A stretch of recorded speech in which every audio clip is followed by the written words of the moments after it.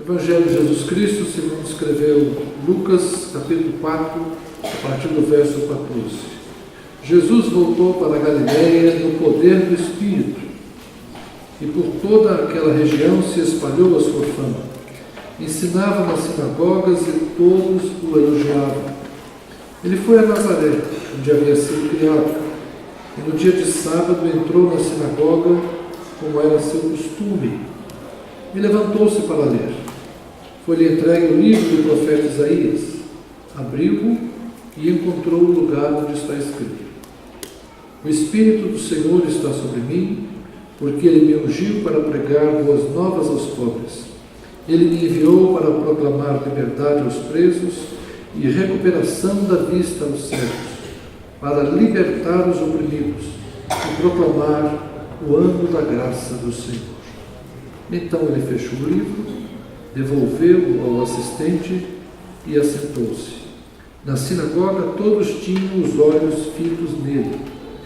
E ele começou a dizer-lhes: Hoje se cumpriu a escritura que vocês acabaram de ouvir.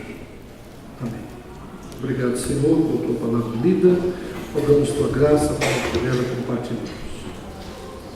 Esse texto é uma linda definição da missão de Jesus Cristo, segundo a autodefinição dele. O próprio Jesus estava apresentando-se aos cidadãos de Nazaré, cidade da Galiléia, onde ele fora criado como filho do carpinteiro, filho da Dona Maria e do seu Zé, gente comum naquela cidade, a ponto inclusive dos moradores que ouviram esse testemunho de Jesus ficarem intrigados com a maneira como ele se apresenta, então, anunciando-se como o ungido, o servo de Deus. Aqui é uma associação com Isaías 42, o servo do Senhor, a quem o Senhor unge com o seu Espírito, e também Isaías 61, texto já lido na abertura deste culto: O Espírito do Senhor está sobre mim e me ungiu. Então, quando Jesus se apresenta como cumprimento dessa profecia, ele está dizendo aos cidadãos de Nazaré: eu fui ungido pelo Espírito de Deus. É interessante que Lucas começa a narrativa dizendo que Jesus voltou para a Galiléia, porque ele estava na Judéia, e a fama se espalhou, mas ele voltou do poder do Espírito. Por isso o Espírito do Senhor estava sobre ele.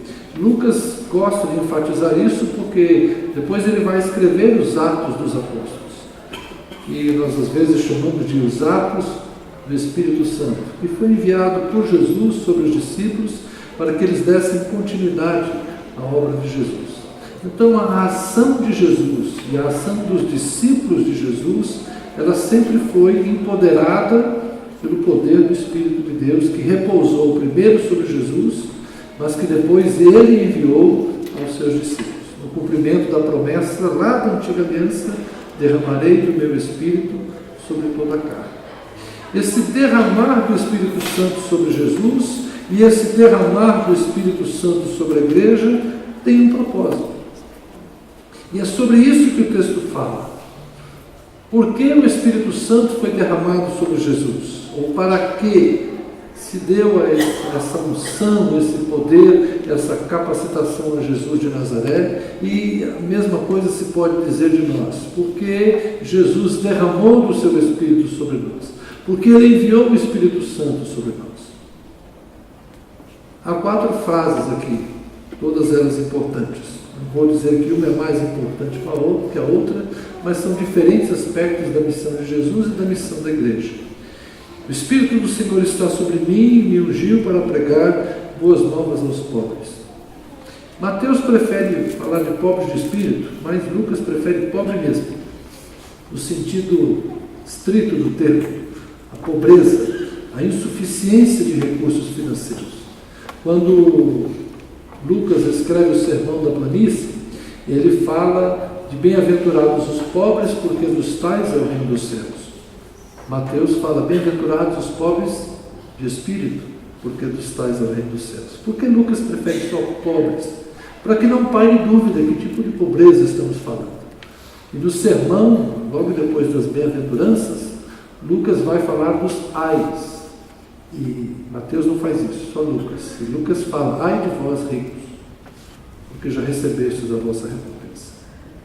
Então, quando Lucas fala de pobreza, ele está falando da insuficiência para a vida financeira mesmo.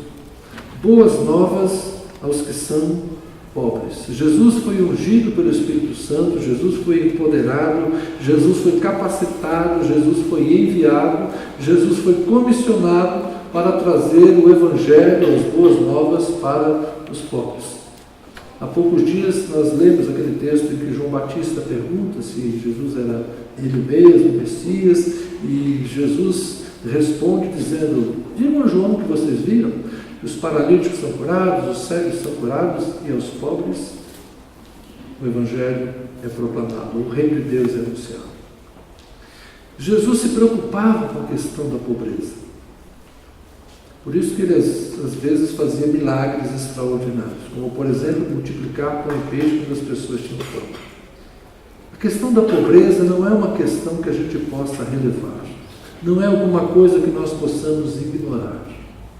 A pobreza ofende a Deus, a pobreza avilta a Deus, a miséria ofende o Criador.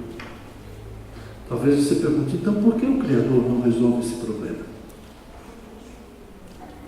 Ele nos empoderou para isso. Ele nos ungiu para isso. Para enfrentarmos essas questões. Para lidarmos com essas questões. Nós vivemos num mundo em que, às vezes, as pessoas se mobilizam por certas causas de maneira extraordinária. Recentemente, aqueles 12 meninos da Tailândia, mais o seu treinador. É lindo ver a mobilização daquelas pessoas em favor daquele pequeno grupo que estava ali preso numa caverna. Foi algo assim extraordinário, encantador, e hoje a gente já começa, inclusive, a receber mais informações de como a coisa se fez, bilionários envolvendo-se naquele processo, governos envolvendo-se naquele processo, e a gente percebe que por 13 pessoas, por 13 vidas humanas, o mundo parece que despertou e disse: vale a pena lutar pela sobrevivência de 13 pessoas. Mas, ao mesmo tempo, os poderosos da Europa estão reunidos, negociando o número máximo de migrantes que eles vão receber. Não é interessante que se mobilize o mundo por causa de 13 pessoas, mas, ao mesmo tempo, se feche os olhos para milhares que morrem no Mediterrâneo afogados, fugindo da miséria no norte da África e nos países mais violentos do Oriente Médio. Não é um contrassenso que ninguém se preocupe com as dezenas de milhares de crianças sírias que estão em cidades assoladas. As crianças sírias valem menos do que os javalis da Tailândia? Mas por que ninguém mais se importa com as crianças sírias, com as crianças curdas, apátridas, rejeitadas por todos? Por que ninguém se importa com as crianças do Sudão, no norte da África, no chifre da África, nos lugares mais miseráveis do mundo, onde nem a comida consegue chegar?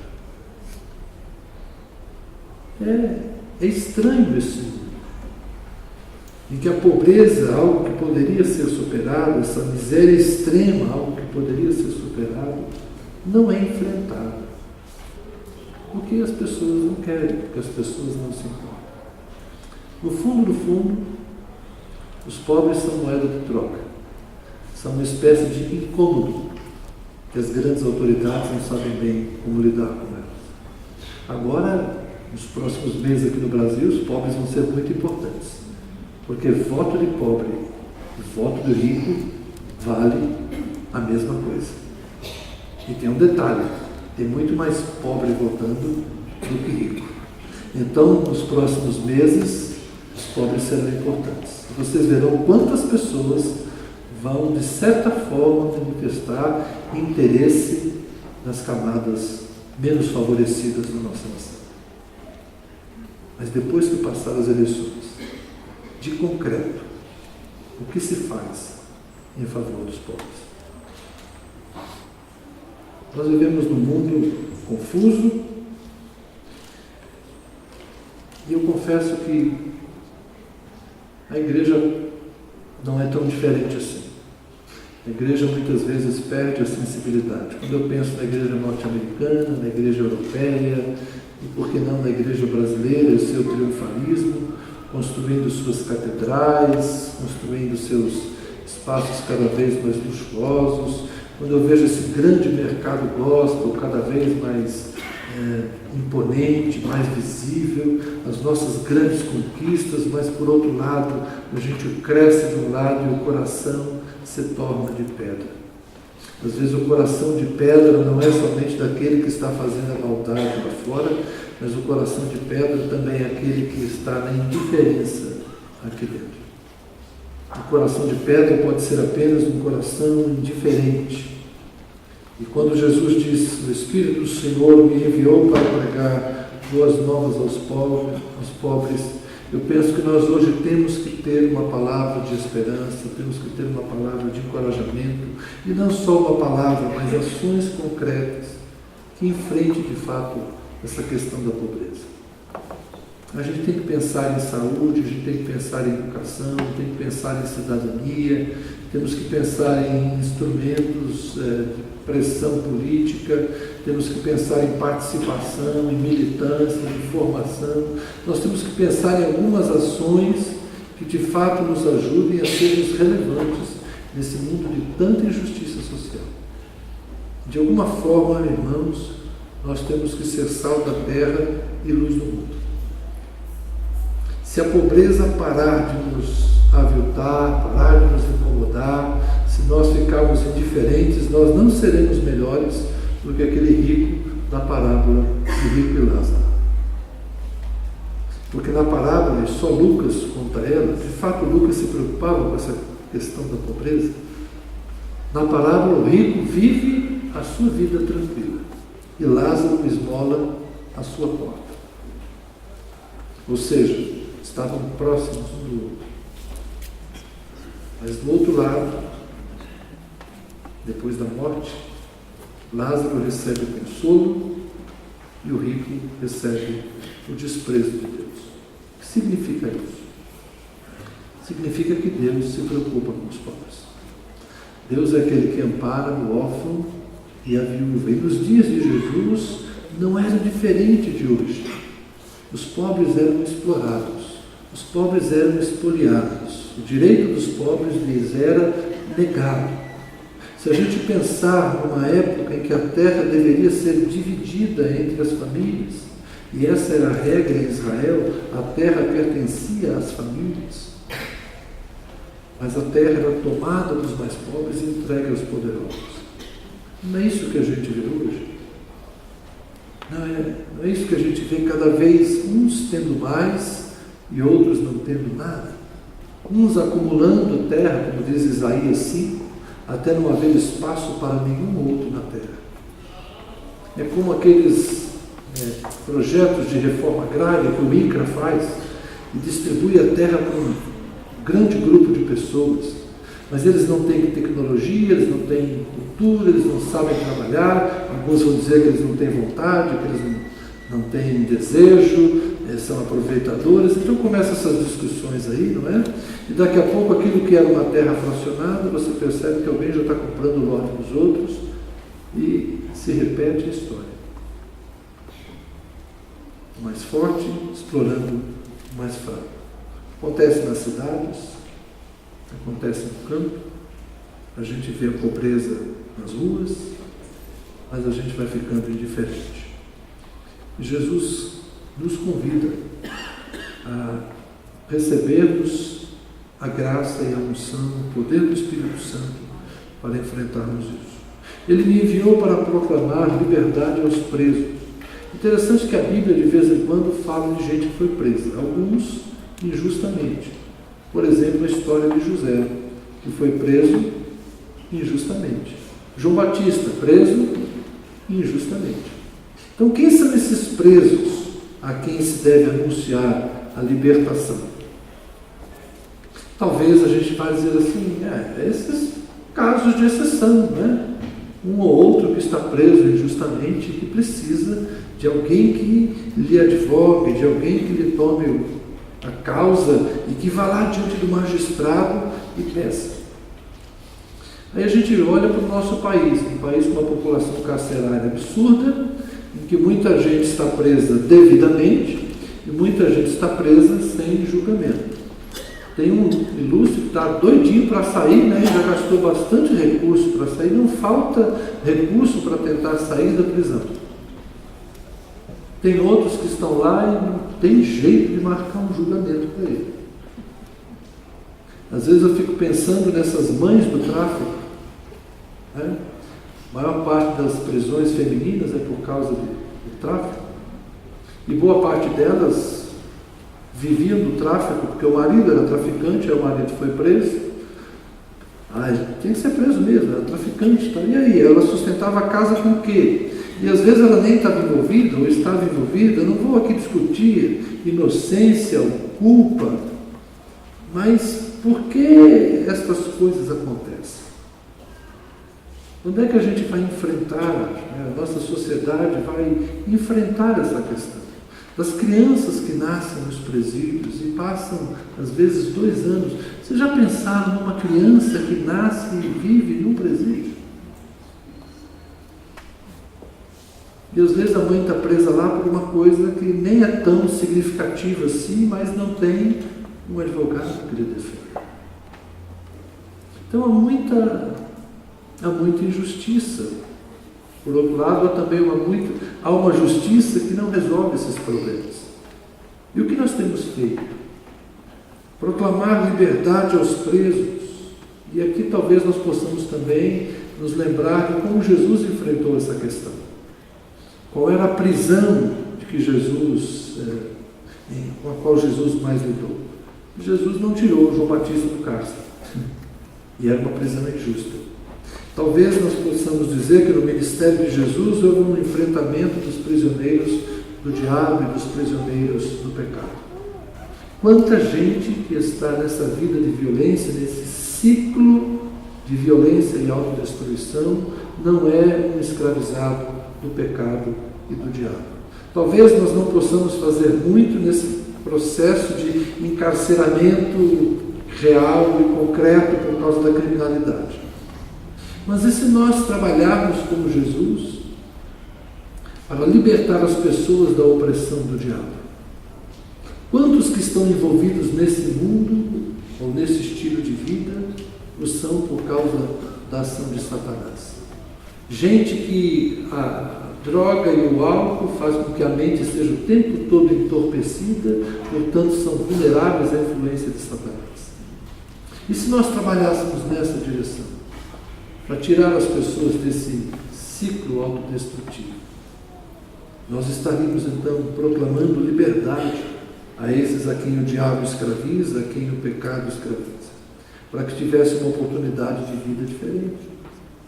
Talvez nós pudéssemos nos preocupar mais com os adolescentes que estão entrando na vida da droga, porque amanhã depois é possível que, por conta disso, se envolvam na vida do crime. Mas e se a gente começasse mais cedo e trabalhasse com as crianças que poderão vir a ser os adolescentes? Vocês estão entendendo? Há muita coisa que a gente poderia fazer preventivamente. Se nós nos envolvêssemos com as famílias e com as pessoas e lidássemos com essa pobreza e com essa carência e se enfrentássemos estas coisas ainda no processo em que elas estão germinando, talvez construíssemos uma sociedade em que menos gente precisasse ser presa. Como se diz por aí, quanto mais a gente investe em educação, menos a gente vai investir em presídio. Se nós aqui não temos um ministério eficiente nos presídios, talvez devêssemos ter um ministério mais eficiente na educação. Não é verdade? Que tal se a gente se envolver um pouquinho mais com estas coisas? O Isaac faz um trabalho aí no judô, e vem um monte de crianças aqui para praticar judô na igreja. Quem sabe outros pudessem fazer outras coisas, como uma escolinha de futebol, outros se envolver com música, abrirmos mais espaço para que estas pessoas tivessem contato com o Evangelho. Não apenas os nossos filhos, mas aqueles que não conhecem Jesus, aqueles que não têm de alguma forma contato com religião, com formação religiosa. Que tal se nós tentássemos ajudar essas crianças, esses adolescentes, antes de se envolverem nessa vida difícil da criminalidade, da droga, da delinquência? Que tal se nós tivéssemos uma participação mais efetiva com as famílias, ajudando os casais a se estruturarem, planejarem a sua família? Enfim, que a gente trabalhe um pouco mais para que haja liberdade aos que estão sendo escravizados pelo diabo e pelo pecado. A recuperação da vista aos cegos. Jesus curou muitos cegos. João capítulo 9, há pouco tempo trabalhamos esse texto, a cura de um cego de nascença, um milagre, ninguém tinha ouvido falar de algo igual. Mas também tem a famosa cura de Bartimeu, o cego de Jericó. E outros cegos que Jesus curou. Teve um que ele curou, inclusive, a prazo, fez uma oração, o indivíduo voltou, dizendo: está enxergando? Toma mais árvore e homem, para mim é a mesma coisa, né? Então Jesus ora e aí a visão fica perfeita. Então nós temos muitos milagres da recuperação da visão aos cegos. Mas aqui também nós podemos trabalhar de forma figurada, porque Jesus disse: eu sou a luz do mundo. Aquele que me segue, ou aquele que me reconhece, aquele que crê em mim, não andará em trevas. Nós precisamos trazer luz para esse mundo que está cego. A escuridão dos povos, é assim que está lá em Isaías, a escuridão cobre os povos. Existe um cheiro de morte e uma nuvem de escuridão cegando os povos. Mas Jesus veio trazer vida e veio trazer luz. Eu sou a verdadeira luz que veio ao mundo.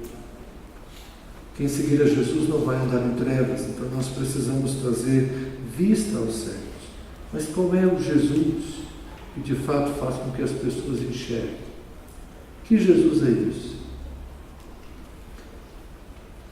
É o Jesus da nossa vida, é o Jesus que transformou a nossa vida. É o Jesus que alegra o nosso coração, é o Jesus que nos liberta, é o Jesus que nos ilumina, é o Jesus com quem nós nos relacionamos. Tem que ser um Jesus que não é apenas um símbolo que está lá numa parede, que não é apenas uma figura histórica do passado. Esse Jesus que funciona como luz é um Jesus que brilha em nós. Vós sois a luz do mundo e o sol da terra. Então, se nós queremos dar visão aos cegos, nós devemos ser luminosos. Por isso que Jesus disse: se os teus olhos forem bons, todo o teu corpo será luminoso. Mas se a luz que há em ti são trevas, que densas trevas serão. Por quê? Porque se alguém que pensa estar na luz está nas trevas, ele está tão no escuro, que não consegue nem perceber a escuridão. Entendeu? Se a luz que há em ti são trevas, que densas trevas são estas. Ou seja, se alguém está no escuro e não consegue perceber isso, é porque está muito no escuro. Quem somos nós? Como testemunhas da luz de Cristo, da luz do Evangelho. Se a luz que há em ti são trevas, nós temos que ser luminosos, irmãos. Nós temos que ser povo de paz, povo de amor, de misericórdia, gente alegre, gente resolvida, gente curada, gente saudável, porque isso vai fazer com que as pessoas desejem aquilo que nós temos. Nós temos que ser pessoas que têm um sentido para a vida, pessoas que entendem o que estão fazendo e para onde estão caminhando, pessoas que se encontraram com Jesus, mas também se encontraram consigo mesmas. Essa vida ajustada e feliz pode inspirar outros a terem uma vida ajustada e feliz. Não porque tudo vai bem na nossa vida, mas porque nós aprendemos a viver um dia de cada vez e outras tantas coisas que a gente poderia dizer. Não porque a nossa vida é imune aos problemas, às dificuldades, não, mas porque nós enfrentamos os mesmos problemas e as mesmas dificuldades que as outras pessoas enfrentam, mas nós enfrentamos com paz no coração. Nós somos gente que não tem inimigos. Não vamos dizer que a gente é amigo de todo mundo, mas a gente não é inimigo de ninguém. Nós somos gente de sensatez, de equilíbrio, de bom senso. Gente que pratica a justiça, que acha o ponto certo para fazer as coisas. Por quê? Porque nós temos os olhos iluminados. Nós conhecemos a verdade, nós conhecemos o Evangelho, nós conhecemos Jesus. Então, nós recuperamos a visão e podemos guiar os outros que não a têm.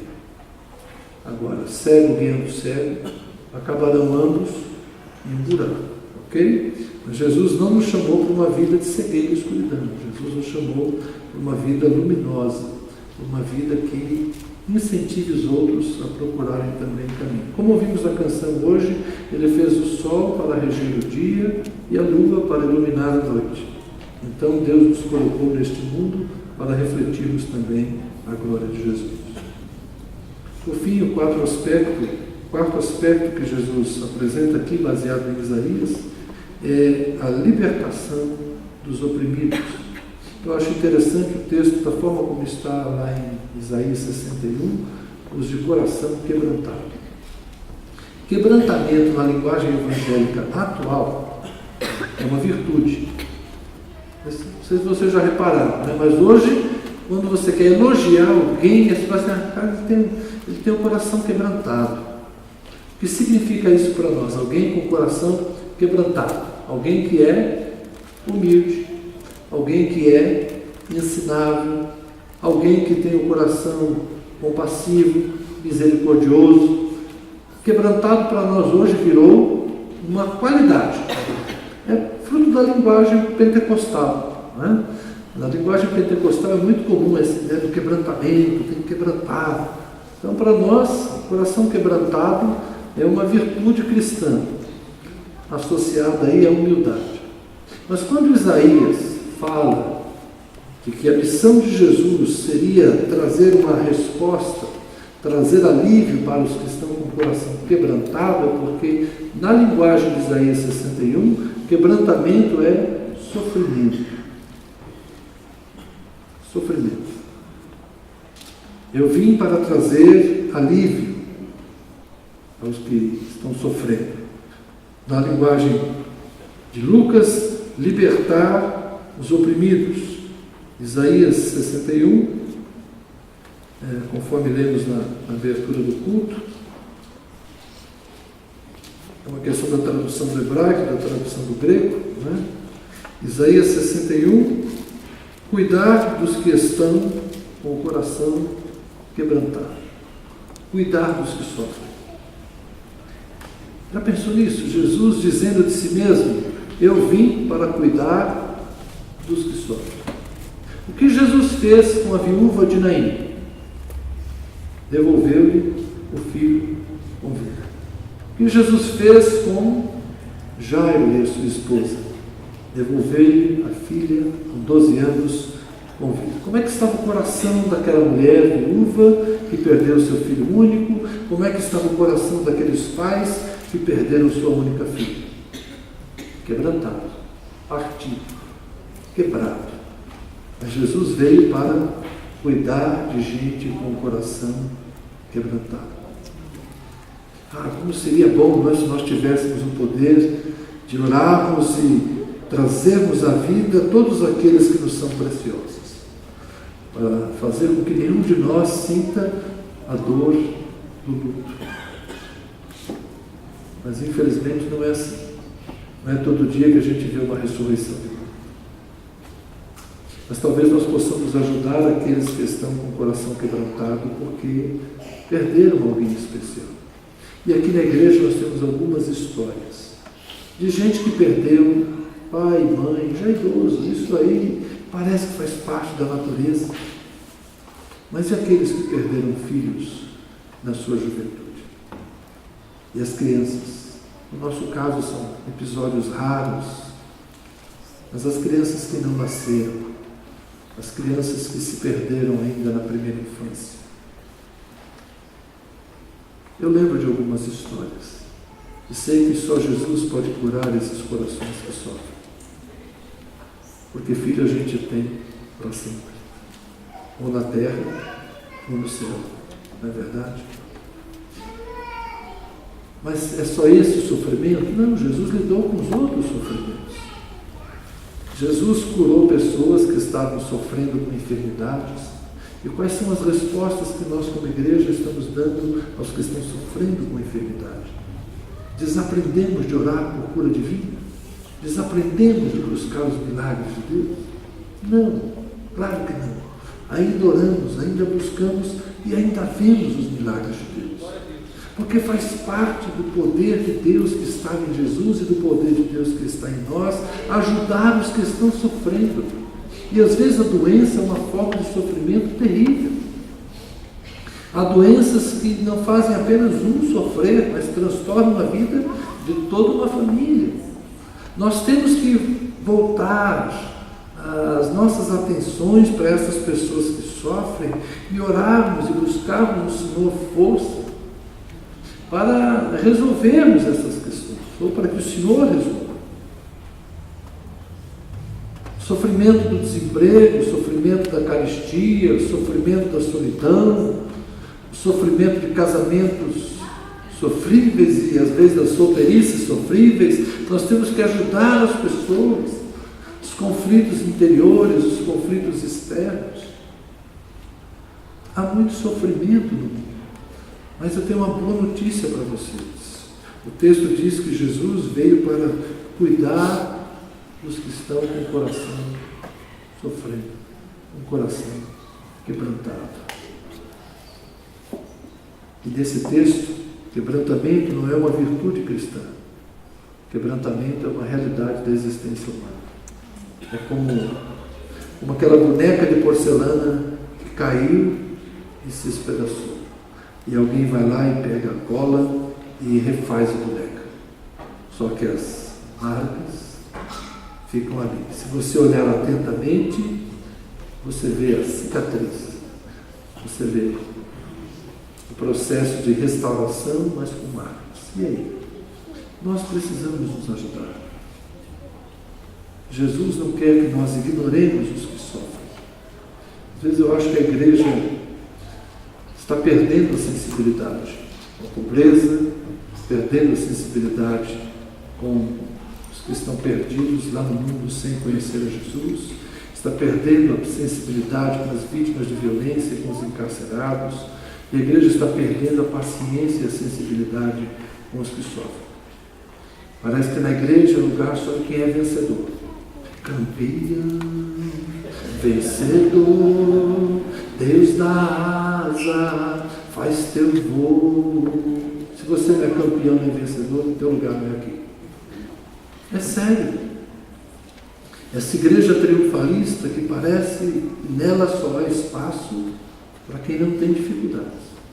Aqui é lugar de vencedor. Para quem Jesus veio? Quem são os carvalhos de justiça? De Isaías 61. Nós lemos na abertura do culto Isaías 61. E o texto final dessa profecia fala que eles serão chamados carvalhos de justiça. Quem serão chamados carvalhos de justiça, plantio do Senhor para a manifestação da glória de Deus? Quem? Os pobres.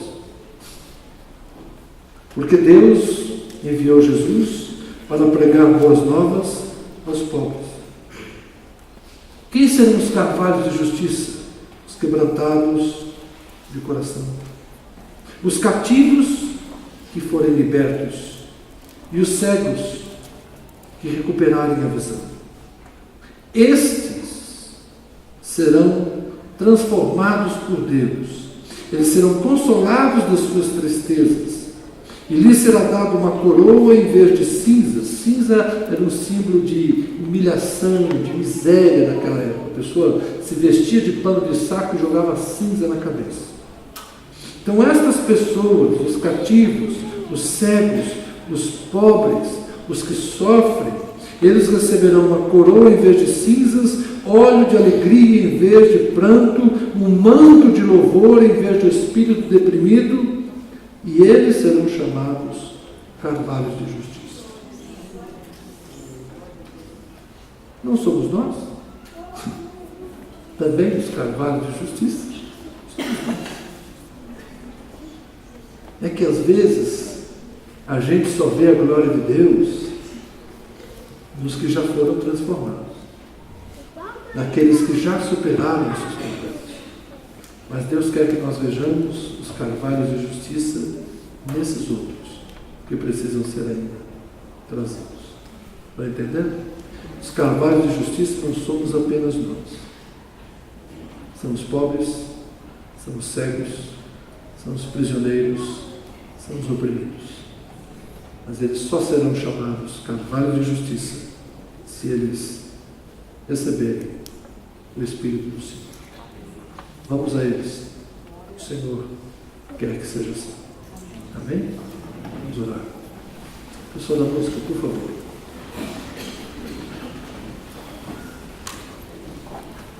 Senhor, nesses tempos de tanta indiferença e quase hipocrisia nesse universo ocidental cristão, nós pedimos que o Senhor nos tire as escamas dos olhos.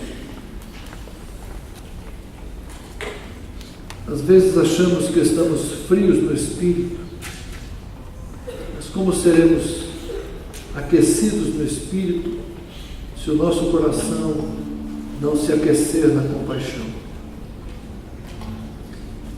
Quantos estão buscando movimento, entusiasmo, euforia, talvez até mesmo barulho, vibração,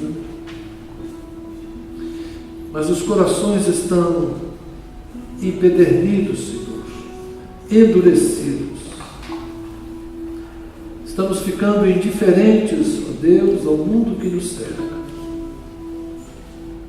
Nos mobilizamos por algumas coisas, mas rapidamente essa vontade passa. E voltamos para as nossas vidas, cada um cuidando de si, cada um cuidando dos seus problemas, cada um focado apenas naquilo que lhe diz respeito. Ah, Senhor, mas se o Teu Espírito nos for dado, se o Teu Espírito for derramado em nós, o que haveremos de fazer, Senhor? Para que receberemos e para que buscaremos uma nova unção do Teu Espírito Santo? Para fazermos mais barulho, para estarmos numa igreja maior, ou para sermos melhores testemunhas do Senhor? Para transformarmos a sociedade que nos está próxima, Senhor, e dentre nós enviarmos alguns para mais longe, dando testemunho de Cristo àqueles que não o conhecem.